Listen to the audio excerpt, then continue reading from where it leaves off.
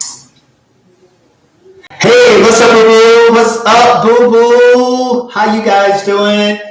Hey guys, thank you for tuning in and go ahead and subscribe to my channel down below. I know it's been a minute. I know y'all bitches gonna let me have it. I know I've been kind of lazy on my YouTube channel, but guess what? I am back.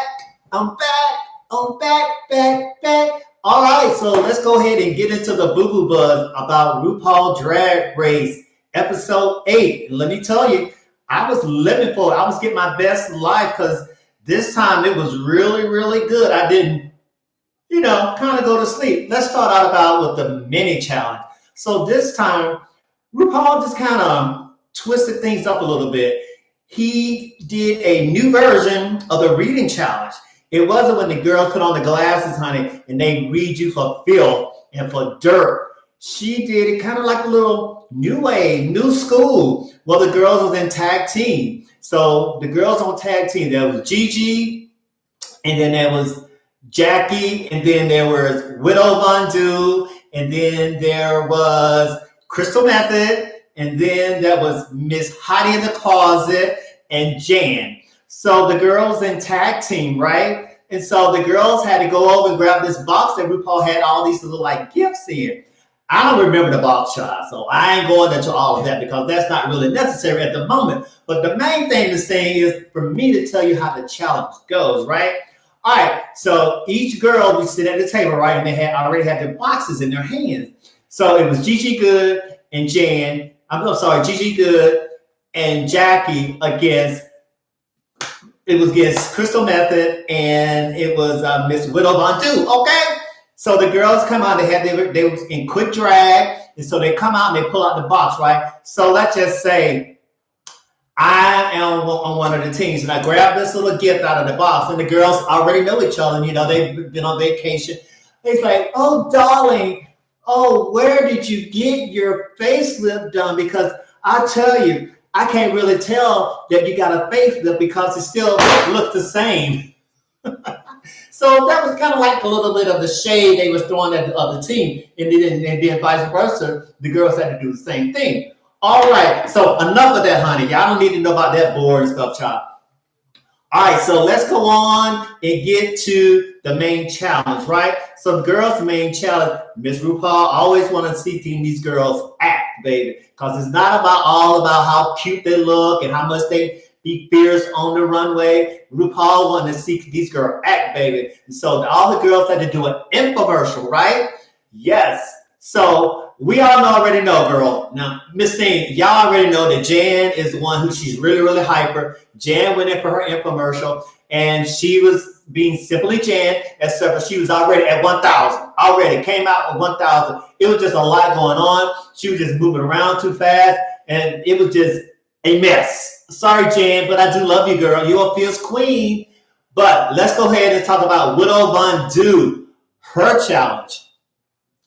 Now tell me, RuPaul already had talked to Widow Von Du in the main room. I'm sorry, in the room where they were getting dressed at, right? So RuPaul was telling the girl, "Now look, you haven't won a challenge since day one." RuPaul always got to read the girl in the workroom. That's where they were. I couldn't even remember where they were. But RuPaul had reminded Widow Von Du that she hadn't won a challenge since day one. And so when it came to Widow Von Du to do her infomercial, baby, she couldn't remember the words. She was getting tongue twisted, baby. She could remember shit. I was like, no, girl, you cannot be doing this. Your idol is here at RuPaul Drag Race, Miss Chaka Khan, okay? You know Chaka Khan, the one that sings, I'm every woman, it's all in me. She was the main guest, baby. And Miss Widow Von Du could not remember her line to save her life. Honey, she should have cast a spell on the other. Miss Widow should have cast a spell on those other queens, honey, and made them forget their lines and stumble and all that kind of stuff. You know what I'm saying? Because she was a hot mess, baby. Poor Widow Von Du. All right. So let's move right along. Now, I'll tell you, one of the girls who really stood out for the first time, honey, Miss Hottie in the Closet, child. She came to life, finally. She did her thing, baby. She came out with her, infomercial about the drag queen's teardrop, baby. She was all over the. I was on the floor, honey. I was living. I was like, okay, girl, you better do it, baby. Now let's talk about the runway challenge. The runway challenge consists of the girls, in their black, honey. They were black wedding. Why I gotta be black? But then the girls were decked out in their black wedding gowns, baby. They were all looking fierce and all looking fabulous. But I'm always like the girl who's always, step out of the box, honey. But the only person that stepped out of the box who stood out different from everybody else was Miss Crystal Method, baby. I don't know whether she had cooked up some crystal or she had took some method. She had took something or not, baby. She came out like she was like from The Walking Dead, baby. She was all gray and she's all dusty. The hair was all done up and everything. Looked a hot mess. But at the same time, baby, she was giving it to you. But like I say, all the girls look fabulous, baby. And so at the end of the runway challenge, RuPaul asked the girls, now who should go home? I was like, oh Lord, here we go. There's RuPaul starting some shit.